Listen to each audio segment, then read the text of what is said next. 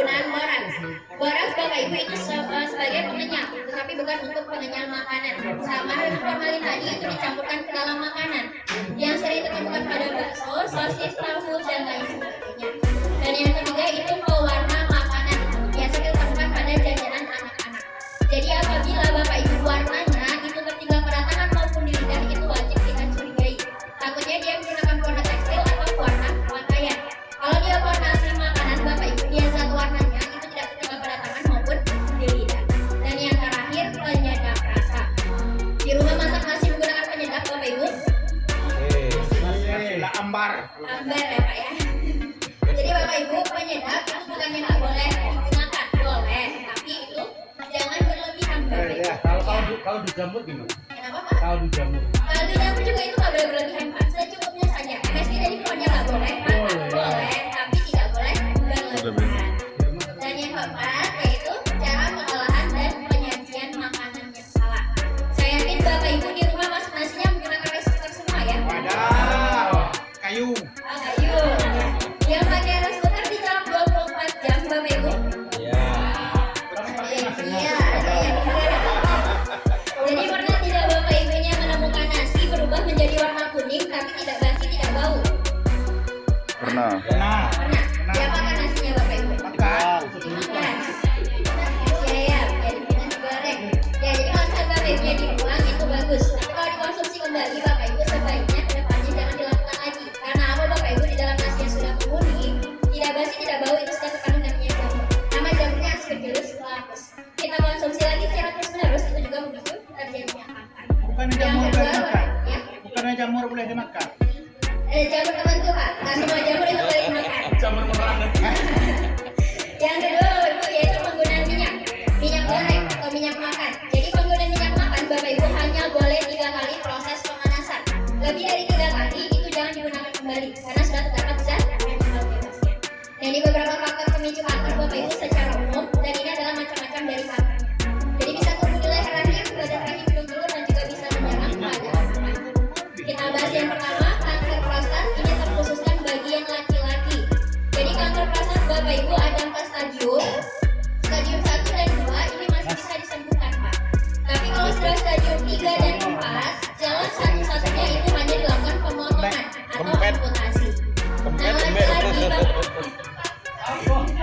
laki-laki Bapak Ibu yang cenderung terkena kanker yang ada di prostat itu yang pertama dilihat dari faktor usia.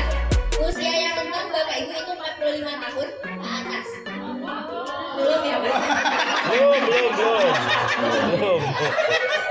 Masih aman ya Pak ya? kok masih nembak langsung saya masih nembak ya Yang kedua yaitu faktor genetik keturunan. Yang ketiga makanan tinggi lemak, minuman beralkohol.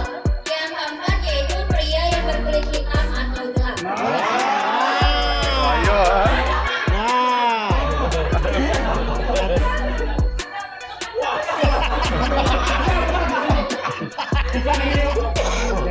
Jadi maksudnya Bapak Ibu di sini itu rasnya negrit itu biasanya ya ada minta ada penuh ya ada apa? Kalau kita rasnya mau ngeles ya Bapak Ibu ya, hitamnya pun masih hitam manis jadi masih aman.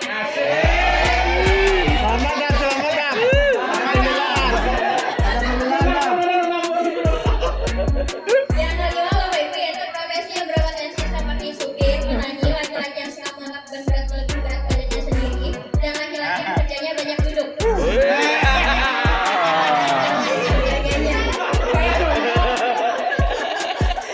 Yang keenam Bapak Ibu ini mohon maaf, ini bagi yang sudah menikah, yaitu hubungan suami istri yang sangat jarang atau suami yang terlalu sering meninggalkan nafkahnya.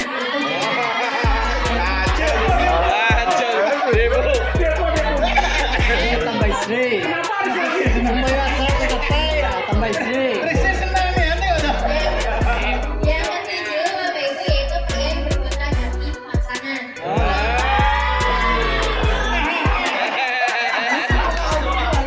Ya, jadi Bapak Ibu kalau sudah bergonta-ganti pasangan ini bukan hanya bapaknya saja yang rugi, tapi ibunya juga rugi. Bapaknya Bu bisa terkena kanker prostat, ibunya bisa terkena kanker rahim akibat dari bapaknya bergonta-ganti pasangan. Gejala kanker prostat. Pasangan domino enggak apa-apa lah.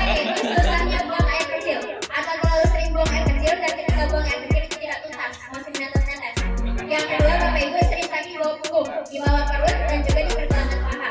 Dan yang ketiga ini yang paling parah, yaitu adanya darah bercampur air seni atau hematoria. Jadi kalau misalnya sudah merasakan 3 gejala ini, Bapak Ibu jangan diabaikan. Segera bawa ke petugas kesehatan. Kalau diabaikan, Bapak Ibu mohon maaf, akibatnya akan seperti ini. Nah, ini Bapak Ibu yang kita temukan di Kabupaten Mamuju, bapaknya terkena kanker prostat. Ini Bapak Ibu prostatnya benar-benar habis. Jalan satu-satunya itu hanya dilakukan pemotongan atau amputasi. Selanjutnya Bapak Ibu kita masuk ke kanker cervix. Ini untuk wanita Bapak Ibu. Jadi informasinya juga bisa disampaikan kepada istrinya di rumah.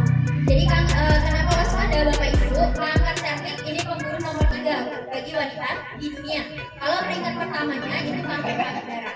Ini rahim normal kita Bu, jadi ada 3 tempat yang biasa terkena kanker. Yang pertama Bu di leher rahim atau cervix. Yang kedua Bapak Ibu di badan rahimnya atau endometrium. Dan yang ketiga itu di kiri kanan, induk telurnya atau yang biasa kita sebut dengan kanker ovarium. Kita bahas yang pertama, wanita yang beresiko tinggi terkena kanker yang ada di cervix, yaitu wanita yang sering berhubungan di Gambar pasangan. tadi bilang nih. Ya. Kenapa Pak? Diulang lagi? Biar jelas. Oh, jadi Bapak Ibu. Ini bukan apa-apa, apa namanya? Ya, jadi Bapak Ibu ini adalah gambar rahim normal kita. Jadi ada 3 tempat yang biasa terkena kanker. Yang pertama Bapak Ibu di leher rahim atau cervix. Kemudian yang kedua di badan rahimnya ini atau endometrium. Mana Dan lehernya, Bu? Lehernya mana? nah ini leher rahim Pak. Ini yang awal, yang pangkalnya. Nah ini badan rahimnya. Kemudian di kiri kanan ini induk telurnya atau yang biasa kita sebut dengan kanker ovarium. Kita bahas yang pertama, wanita yang beresiko tinggi terkena kanker yang ada di cervix, yaitu wanita yang sering bergonta-ganti pasangan. Nah yang kedua Bapak Ibu yaitu wanita yang melakukan seks bebas, menikah di bawah 16 tahun, menikah dini. Dan yang ketiga yaitu wanita yang tidak pernah menjaga kebersihan alat kelaminnya atau wanita jorok. Untuk poin yang nomor 3 ini aman Bu? Aman. Aman. Nomor 1. Saya beri contoh ya Bu ya. Kita kan sebagai wanita Bu itu banyak beraktivitas di dalam maupun di luar ruangan. Terkadang Bu kita merasakan pakaian dalam kita lembab maupun basah. Nah kebanyakan dari kaum wanita itu enggan langsung mengganti, menunda-nunda sekali mandi sore aja. Nah itu nggak boleh Bu. Karena apa Bu? Di dalam pakaian dalam kita yang lembab maupun basah itu sudah terkandung namanya bakteri jamur yang bisa menyebabkan rasa gatal, keputihan, bahkan yang lebih parahnya yaitu kanker cervix. Yang kedua Bapak Ibu mohon maaf, itu tidak bolehnya tumbuh rambut kemaluan melebihi 3 cm. Jadi kalau sudah lebih dari 3 cm itu dipotong, jangan dicukur. Kalau dicukur itu bisa menyebabkan iritasi. Jadi cukup dipotong saja. Dan yang terakhir yaitu penggantian pembalut. Penggantian pembalut Bapak Ibu itu Nggak hanya boleh dilakukan dicukur. minimal 2 sampai 3 Bawah. kali. Walaupun yang keluar itu hanya 1 tetes darah kotor. Darah kotor itu menempel lagi ke organ vital kita, itu juga memicu terjadinya kanker cervix. Yang kedua Bapak Ibu, wanita yang beresiko tinggi terkena kanker yang ada di badan rahim atau endometrium. Yang pertama wanita yang tidak pernah melahirkan. Yang kedua Bapak Ibu kebalikannya, wanita yang terlalu sering melahirkan 1 tahun 1. Jadi rahim wanita Bapak Ibu itu wajib diistirahatkan minimal 2 tahun. Tidak boleh 1 tahun isi, 1 tahun isi. Yang ketiga wanita yang beresiko tinggi terkena kanker yang ada di induk telur atau ovarium. Yang pertama penggunaan alat kontrasepsi PIL-KB lebih dari 5 tahun. Jadi maksudnya di sini Bapak Ibu jangan menggunakan alat kontrasepsi yang itu saja selama 5 tahun. Kalau bisa diselang-seling. Atau kalau misalnya ibunya mau lebih aman, carilah alat kontrasepsi itu yang tidak ada hormonnya. Contohnya spiral atau micro. Kalau yang ada hormonnya Bapak Ibu kebanyakan dari kaum wanita itu tidak menstruasi atau menstruasi dia 3 bulan sekali. Nah darah Bapak Ibu yang wajib setiap bulannya keluar. Kalau dia tidak keluar itu bisa memicu terjadinya penambahan. Yang kedua, Artinya, jadi pertanyaan. ya boleh nanti. Artinya ibu-ibu kan ada yang KB-nya yang 3 bulan gitu. Ada kalau nggak salah nih suntik apa gitu kan. Ya. Kemudian ada yang implan. Ada iklan. Itu ada nggak timbul nanti gejala kanker? Kenapa? Kadang-kadang yang KB-nya terlalu lama 3 bulan 6 bulan itu kan halangannya nggak jelas. Ya, itu yang seperti saya jelaskan Nah, tadi Pak. itu gejala ketimbul jadinya kanker itu. Bisa memicu terjadinya kanker tadi Pak. Lucu. Karena hormonnya tadi terganggu, nggak stabil. Iya betul. Iya. Dia harus ganti. Kalau bisa Pak, ya seperti saya sarankan tadi, kalau bisa itu diganti sama yang IUD atau spiral. Kalau IUD atau Yang spiral, per ya? yang lancar. Yang Yang per. berarti. Oh itu ya. Kalau Ganti alatnya harus berbeda. kalau implan Bukan ganti begitu lah. orangnya kan. Jangan dong. Ini dari suntik ke apa namanya? IUD atau spiral. Implan. Implan atau spiral itu. Kalau implan ya sama Pak. berisiko juga tuh ya. beresiko. Jadi di luar yang ada hormonnya, Itu kan jangka panjang nggak bisa? Tapi kan dibilang oleh perawat atau dokter itu kan bagus katanya jalan tadi. Bagus tingkat hormonnya lah, gitu kan. Kenyamanan wanita nggak lupa. Kalau PKB itu 1, 2, 3 sampai 30 apabila terlewati 1 atau 2 itu kan positif jebol barang tanggul gitu kan. Jadi katanya lebih bagus pakai susu untuk hormon. Implan. Yang itu. Implan. Jadi Pak itu tergantung ke ibu-ibunya lagi. Ibu-ibunya mau milih yang mana. Tapi kalau dari tim kami menyarankan itu sebaiknya cari yang tidak ada hormonnya. Maksudnya tidak mengganggu hormonnya tadi. Jadi di luar spiral atau IUI Bapaknya itu yang semuanya kami. mengandung hormon. Jadi dia mempengaruhi tadi siklus haidnya tadi. Kalau Jadi ada yang hormonal. 3 bulan, ada yang 1 tahun, dia ada nggak haid. Iya. Itu yang berbahaya. Jadi kalau misalkan bapak ibunya mungkin ibunya pakai yang pil atau implan atau yang lainnya, tapi haidnya lancar itu sudah nggak masalah.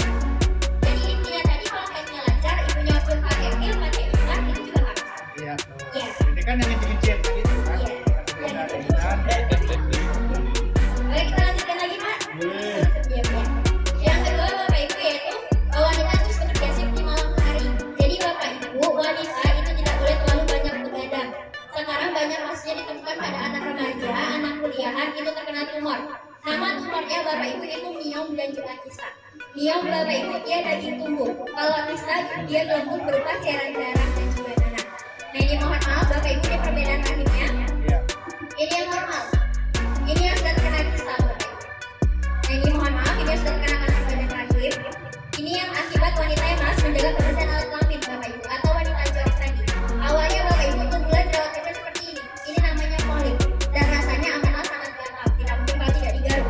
Kalau ini tidak segera diobati Bapak Ibu dia melebar seperti yang sebelumnya. Ini juga masih diabaikan, gak mau juga ke tenaga kesehatan. Mohon maaf dia akan hancur seperti ini. Nah ini remaja Bapak Ibu ini yang menderita kista. Ini berat kistanya mencapai 40 kg. Ini lansia. Ini yang menderita kista. Nah ini operasi pengangkatan kista Bapak Ibu. Ini yang kistanya pecah di dalam. Jadi pasiennya tidak bisa diselamatkan. Ini tiang rahim Bapak Ibu daging tumbuh. Walaupun kita potong-potong dia tetap berbentuk seperti daging. Dia kayak bakso Bapak Ibu. Untuk gejala kanker yang ada di rahim Bapak Ibu itu yang pertama keputihan yang terus menerus. Kalau keputihannya Bu sebelum atau sesudah menstruasi itu wajar. Tapi kalau keputihannya terus menerus berubah warna, berbau itu wajib diperiksakan.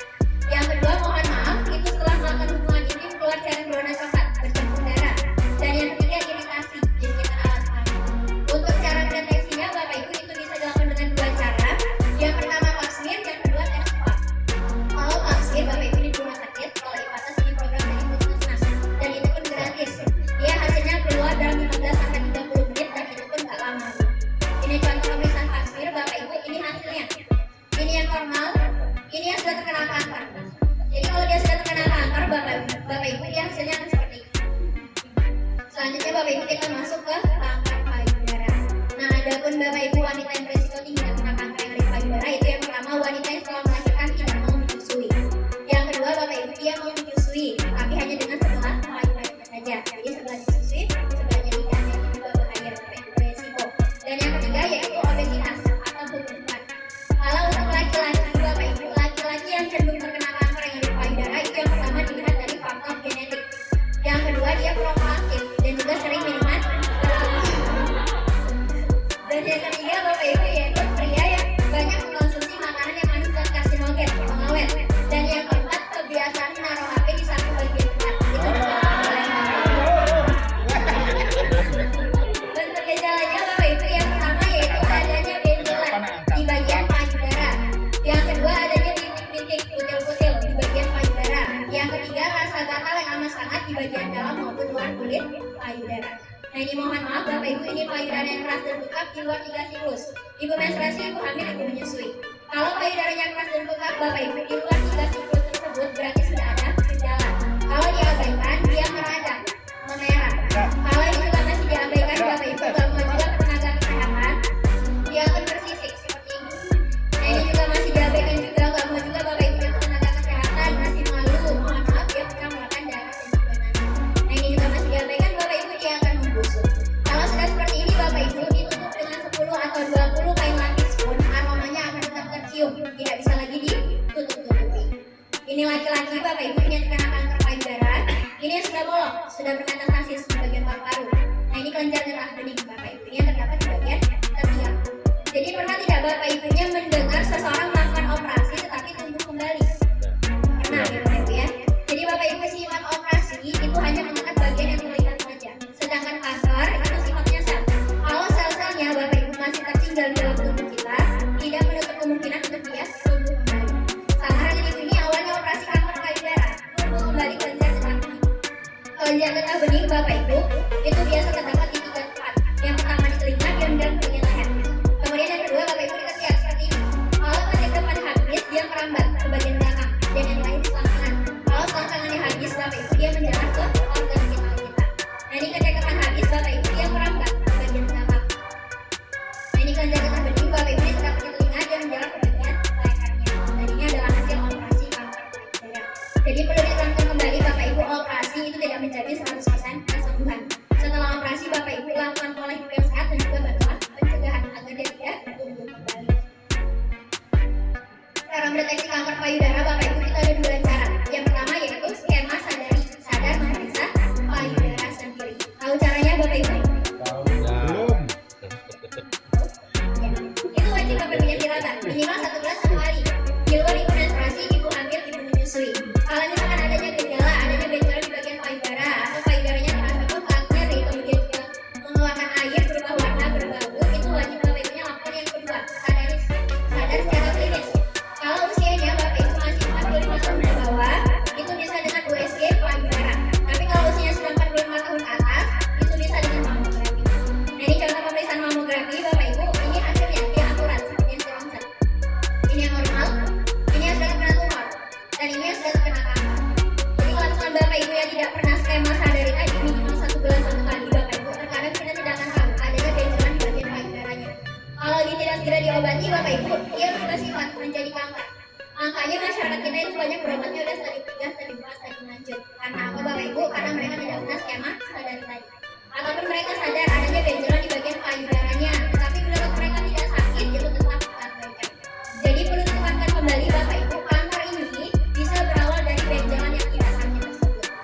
Ini sosialisasi kita juga di KPP Malawan Kuno, ini di Dharma Wanita Bapeda Kuno, ini di Bank Indonesia Sumatera Selatan, ini di BPS Rocky, ini di Puskesmas, ini juga di Puskesmas Ribuan Longna, ini bersama Bapak Polsek, bersama Ibu Bayangkari, bersama Ibu Pasir, serta bersama Bapak Koramil.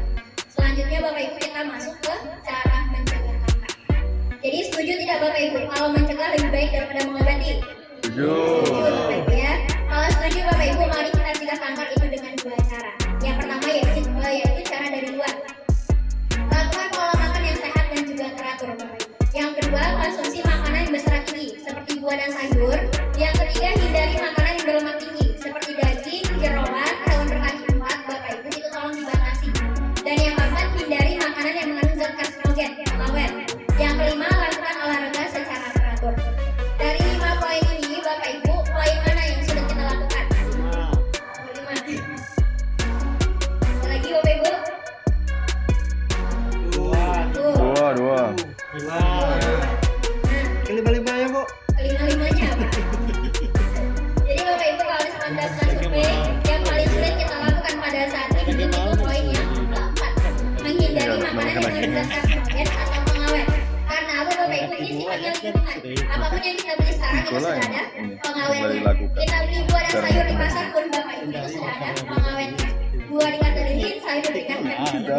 Nah kalau misalkan kita dari luar ini Bapak Ibu masih jauh kurang efektif dilakukan, itu dibantu dengan cara dari dalam. Yang pertama yaitu suntik imunisasi kekebalan tubuh. Nama suntikannya Bapak Ibu HPV. Untuk wanita itu mencegah kanker testis sampai 5 tahun ke depan. Kalau untuk laki-laki dia mencegah kanker anus atau kanker mulut. Jadi suntikan HPV Bapak Ibu itu dilakukan dalam 3 bulan. 1 bulan suntik, 2 bulan suntik, 3 bulan suntik. Nah untuk 1 kali suntiknya Bapak Ibu dia memakan biaya 1.500.000. Ada juga yang 3 juta. Itu tergantung dengan daerahnya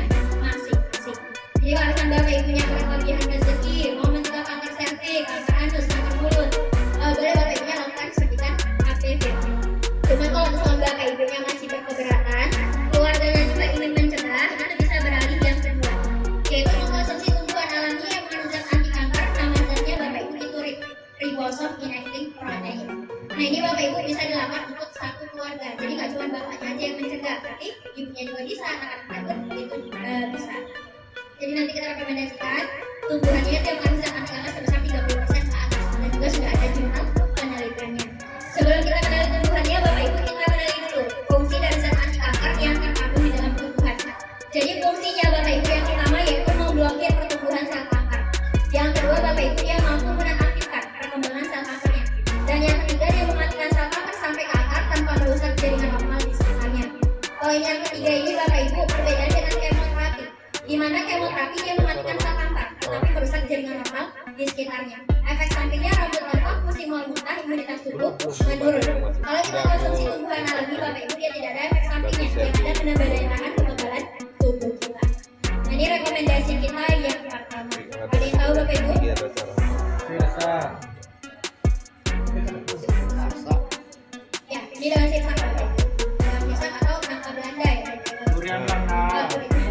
Durian Belanda. Ada berubah. Jadi Bapak Ibu, daun sirsak itu sudah mengandung 35% zat anti kanker. Jadi untuk cara pengolahannya juga itu mudah. Cukup Bapak Ibunya ambil daun sirsak itu 6-10 lembar. Jadi 6-10 lembar, kemudian dicuci bersih, direbus dengan 3 gelas air. Direbus dengan 3 gelas air, ditunggu sampai dia mendidih Bapak Ibu. Kalau usah dijadikan 1 gelas. Jadi kalau sudah mendidih, dimakan. Bapak Ibunya hanya untuk pencegahan, tidak ada riwayat kanker tumor miom kista, hanya untuk mencegah. Cukup Bapak Ibunya konsumsi 1 hari 1 gelas. Di malam hari, berturut-turut itu selama 12 bulan. 1 tahun. Tiap hari. Tiap hari. Ada efeknya ke tensi. Ya, jadi kalau untuk daun sirsak Bapak Ibu itu tidak boleh dikonsumsi oleh orang yang punya riwayat darah rendah. Jadi kalau misalnya Bapak Ibu yang punya riwayat darah rendah, jangan mengkonsumsi daun sirsak. Jadi kalau misalnya Bapak Ibu yang punya riwayat darah rendah, bisa beralih yang kedua. Nah ini Bapak Ibu zat anti kankernya itu lebih tinggi dibandingkan dengan daun sirsak tadi. Dia sudah mencapai 50%. Ada yang tahu Bapak Ibu? Ibu nawan itu. Keladi, ya. Keladi apa Pak? Tikus, ya. Namanya ini keladi tikus Bapak Ibu. Keladi tikus Bapak Ibu dia sudah mengandung 50% zat anti kanker. Untuk cara pengolahan keladi Bapak Ibu itu nggak boleh salah, karena keladi sifatnya gatal dan juga racun. Kita ambil keladi Bapak Ibu itu dengan menggunakan sarung tangan. Kita ambil daun, batang, bunga dan selimut. Kalau akarnya itu kita buang. Setelah itu dicuci bersih, dirajang kecil dan direndam dengan larutan air kunyit selama 24 jam. Gunanya Bapak Ibu untuk menghilangkan gatal dan juga racun dari keladi tersebut.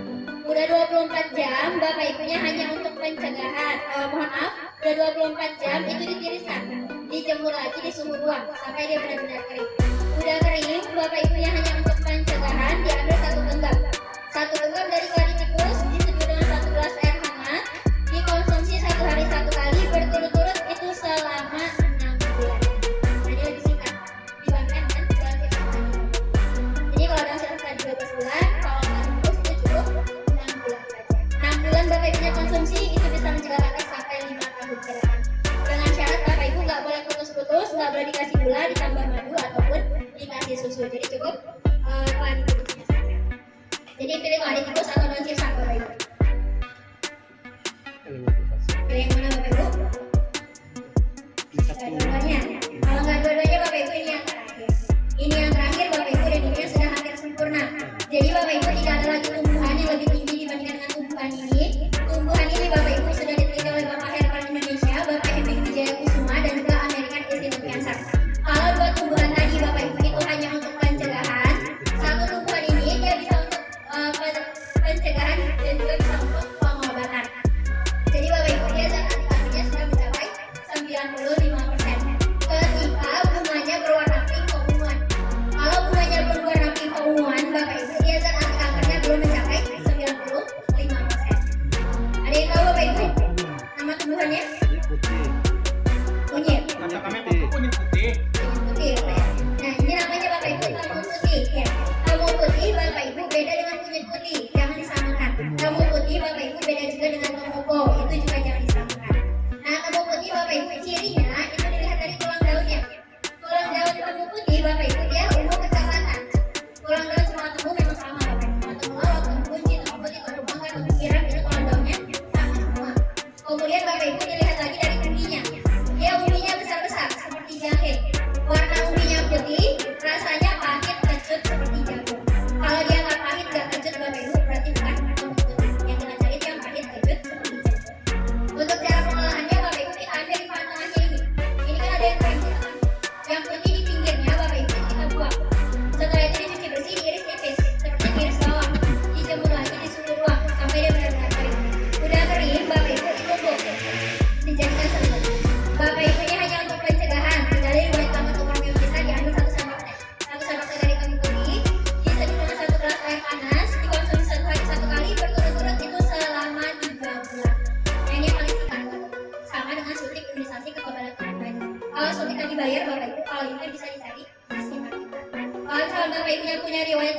tumor kista itu dosisnya 3 kali 1. Satu serepnya pagi, satu serepnya siang, satu serepnya di malam hari. Oleh suatu polis kanker, Bapak Ibu, segala macam jenis kanker itu 3 kali 2. 2 serepnya pagi, 2 serepnya siang, 2 serepnya di malam hari. Dan juga Bapak Ibu, manfaat kamu putih itu banyak. Dia sebagai antiinflamasi, di mana dia bisa untuk mengobati asam urat, diabetes, kronis, diabetes, menjaga daya tahan tubuh, asma, TBC, stroke, masalah jantung, dan sinusitis, dan juga bisa untuk program tahan. Kalau untuk masalah antiinflamasi ini, Bapak Ibu, cukup Bapak Ibunya konsumsinya 3 kali 1. Satu serepnya pagi, satu serepnya siang, satu serepnya di malam hari. Nah, ini bunga tumbuh putihnya Bapak Ibu. Kalau dia sudah berbunga, dia seperti ini. Nah, ini kontak person kita, Bapak Ibu. Mungkin Bapak Ibunya ada yang ingin tanyakan atau menemukan tumbuh putih tapi masih ragu untuk cara pengolahannya, atau misalkan Bapak Ibu yang mau sharing masalah kanker tumor kista, boleh Bapak Ibunya kontak di nomor yang ada. Baik Bapak Ibu, kita buka sesi tanya jawab. Jika ada yang ditanyakan, saya persilakan. Ya, boleh Pak? Tadi ada istilah sadari ya, gimana cara Pak?